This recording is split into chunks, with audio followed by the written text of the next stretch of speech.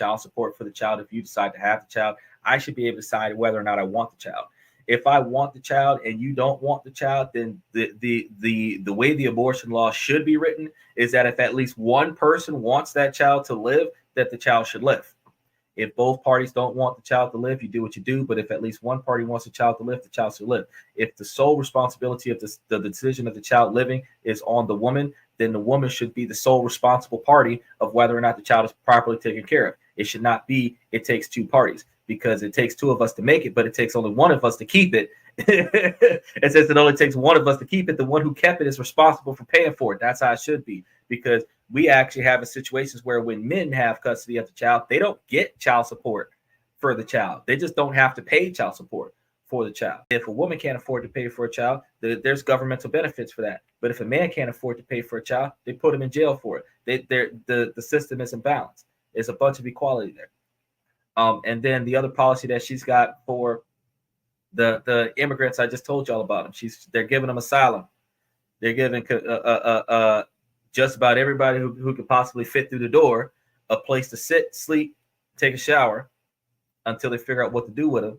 But we have 5% of our population that's homeless and unemployed, and they're not giving them shelter. They're not giving them asylum. We actually have most of the states in this country have outlawed homelessness, where homeless people are being put in prisons instead of put into a shelter of some sort. And you don't have 24-hour shelters. You only have like overnight stay, and it starts after sunset. You got to get out before sunrise. If you work overnight, you don't have a place to sleep during the day because the shelters are closed during the day. So they don't really have emergency housing in America for Americans, but they have emergency housing for non-Americans who want asylum. I thought that shit made no sense. So to answer your question, their policies don't back me up, but neither does the Republican policies neither, because the Republican policies have nothing to do with me. They're going to go up. They're going to take shots at the LGBTQ community. They're going to do away with second-tier student loans. They're going to get rid of loan forgiveness and all this other stuff. They're going to modify the tax brackets, but after they modify the tax brackets, they're going to do away with the tax deductions for individuals on W-2s.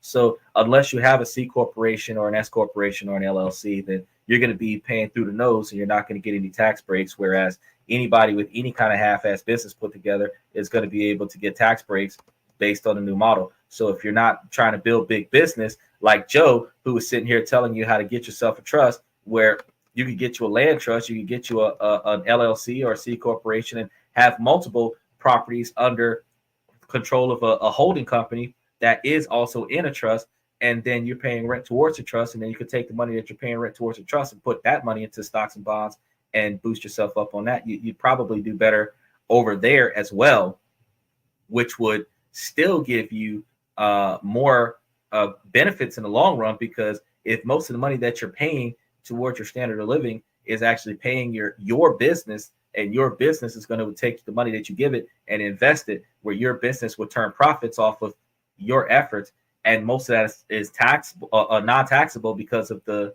debt that you accrue from acquiring your property. I mean, you make money for you.